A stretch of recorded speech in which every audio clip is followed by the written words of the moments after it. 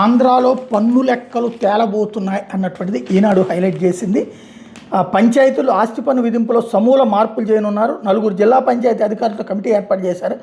ప్రస్తుత విధానంలో లోపాలను గుర్తించి అవకతవకలకు ఆస్కారం లేని కొత్త విధాన రూపకల్పన కోసం కమిటీ నెలాఖరులోగా నివేదిక ఇవ్వబోతోంది.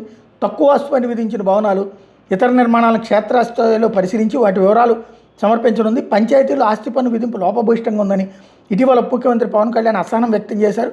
పరిశ్రమలు, విద్యాసంస్థలకు ఇళ్లతో సమానంగా ఆస్తి పన్ను విధించడాన్ని ఆయన తప్పుపట్టారు. చాలా సంస్థలు పన్ను ఎగవేయడంపై ఆగ్రహం వ్యక్తం చేశారు.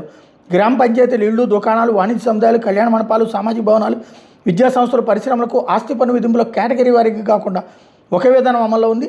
సబ్ రిజిస్ట్రార్ కార్యాలయం రికార్డుల ఆధారంగా వాటి విలువలు నిర్ణయిస్తున్నారు. పన్ను విధింపులో పలువురు కార్యదర్శులు అవకతవకలకు పాల్పడుతున్న ఆరోపణలు ఉన్నాయి. ఎక్కువ విస్తీర్ణంలోని వాణిజ్య భవనాలు, విద్యాసంస్థలు, పరిశ్రమల నిర్మాణ ప్రాంత విస్తీర్ణం తక్కువగా చూపించి పన్ను విధిస్తున్నారు. కొన్ని చోట్ల ఇళ్లతో సమానంగా భారీ భవంతులకు పన్నులు వేస్తున్నారు. ఈ కారణంగా రాష్ట్ర వ్యాప్తంగా పంచాయతీలు ఏటా కోట్ల రూపాయల ఆదాయం కోల్పోతున్నాయి.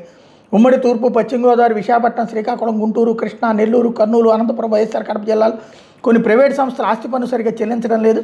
కార్యదర్శులు ఇచ్చే నోటీసులు నిర్వాహకులు స్థానిక ప్రజాప్రతినిధుల అండతో పట్టించుకోవడం లేదన్నటువంటి వార్తని హైలైట్ చేశారు. ఓవరాల్గా ఆస్తి పన్ను పెంచబోతున్నారు. అది పవన్ కళ్యాణ్ ఖాతాలో వేయబోతున్నారు.